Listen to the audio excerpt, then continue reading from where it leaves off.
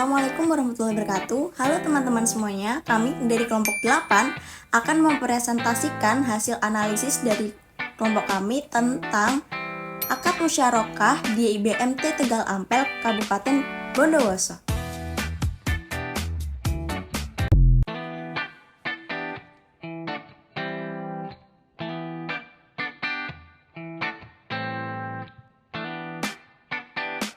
Akad musyarakah merupakan kerjasama antara dua belah pihak yang saling memberikan kontribusi berupa dana untuk membangun sebuah usaha dengan keuntungan dan risiko yang akan ditanggung bersama sesuai pihak ataupun lebih dalam menjalankan berbagai usaha, yang dimana setiap pihak memberi dana ataupun amal sesuai akad, bahwasanya nilai untung atau risiko diterima dengan berdasarkan akad.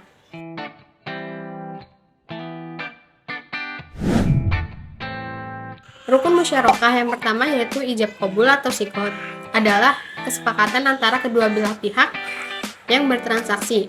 Rukun yang kedua yaitu dua pihak yang berakad dan memiliki kecakapan untuk melakukan pengelolaan harta. Yang ketiga yaitu objek akad, yaitu disebut juga dengan ma'qud alaihi yang mencakup modal atau pekerjaan.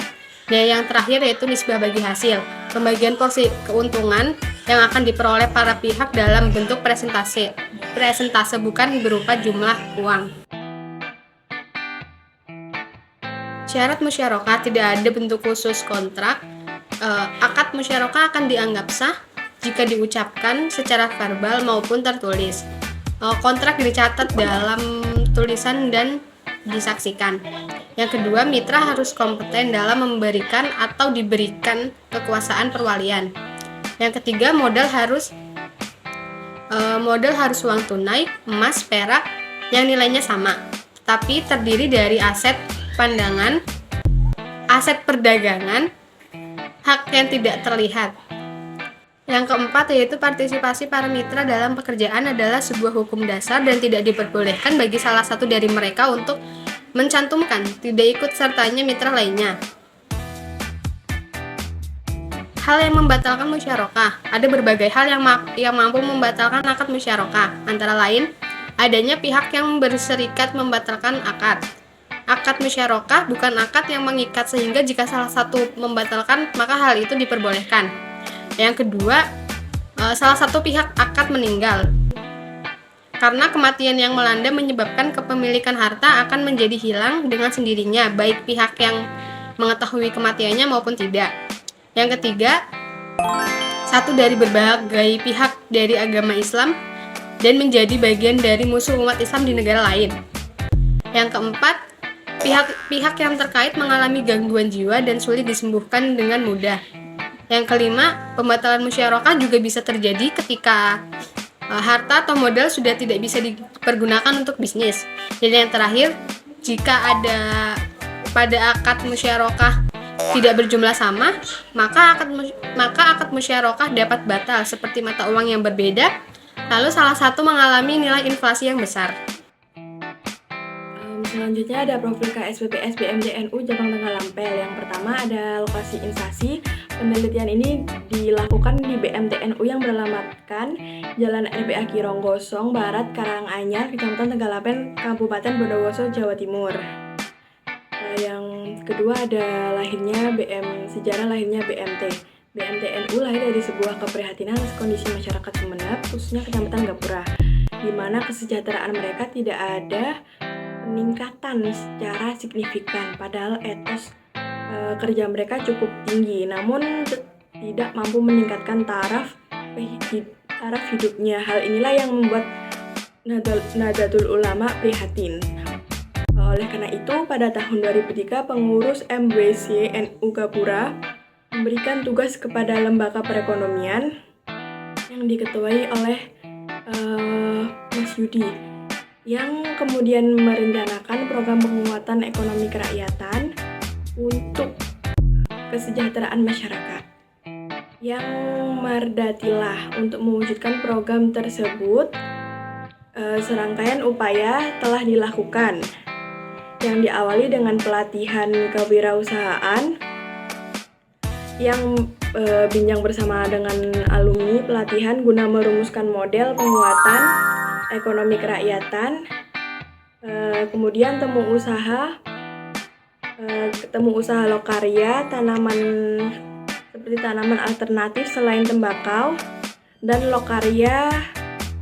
lokaryanya perencanaan pembentukan BMUN atau badan usaha milik NU. Dari lokarya tersebut akhirnya ditemukan bahwa persoalan yang sedang dihadapi masyarakat kecil adalah lemahnya akses permodalan, pemasaran, dan penguasaan teknologi. Sepakat bahwa yang perlu pertama kali dientaskan adalah penguatan modal bagi usaha kecil yang selama ini kurang mendapatkan akses permodalan dan dikuasai oleh para rentenir yang cenderung mencekik usaha mereka. Mas Yudi menawarkan gagasan untuk mendirikan Baitul Mal Watamil atau yang bisa disingkat dengan BMT sebagai lembaga keuangan mikro syariah yang bergerak di bidang usaha simpan pinjam. Gagasan ini berangkat dari sebuah prihatin karena adanya praktik rentenir. Informasi yang diterima Mas Yudi saat itu sebanyak 3.311 pedagang kecil di wilayah Kecamatan Gapura dan sekitarnya yang terjerat praktik rentenir dan bank harian dengan tingkat bunga hingga 50% dalam sebulan. Pada awalnya, para peserta lokarya dan pengurus WMWCNU Gapura keberatan dengan gagasan tersebut. Salah satu alasan mereka dengan adanya hal kayak gitu seperti itu adalah karena trauma masa lalu yang seringkali dibentuk lembaga keuangan yang ujung-ujungnya uang mereka disalahgunakan.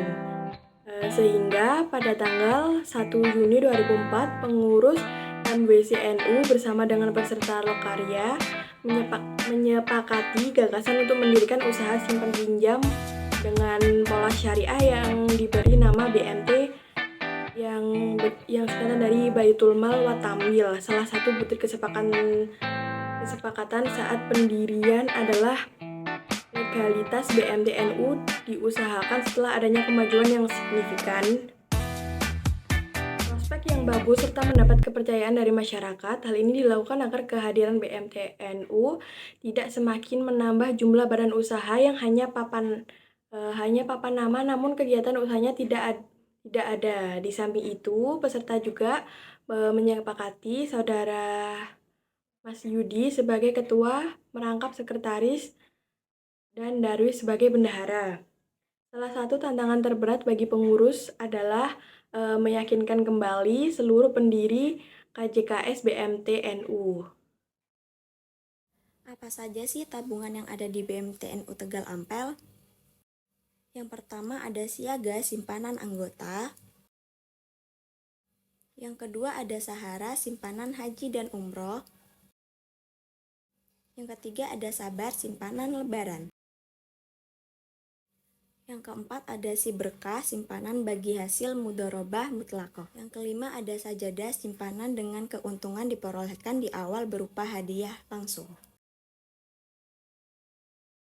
Bapak Kepala BMT Tegal Ampel yaitu Bapak Muhammad Alwi, pada BMT Tegal Ampel ini memiliki produk yang menggunakan akad musyarakah yang disebut siaga. Namun produk tersebut masih jarang digunakan atau jarang ditawarkan oleh pihak BMT karena kurangnya minat nasabah untuk menggunakan produk siaga tersebut. Di dalam produk siaga terdapat 3 pembayaran yaitu pokok, wajib, dan khusus. Di mana pada pembayaran wajib dibayar wajib atau 1 bulan sekali, begitu dengan pembayaran pokok. Sedangkan untuk pembiayaan khusus hanya dibayarkan 1 kali dan dibolehkan dicicil ataupun secara langsung dibayarkan pada akhir akad. Selanjutnya yaitu ada syarat untuk mengajukan produk siaga di BMT Tegal Ampel. Yang pertama yaitu fotokopi KK dan KTP. Yang kedua yaitu surat keterangan. Yang ketiga yaitu menjadi anggota dari BMT Tegal Ampel.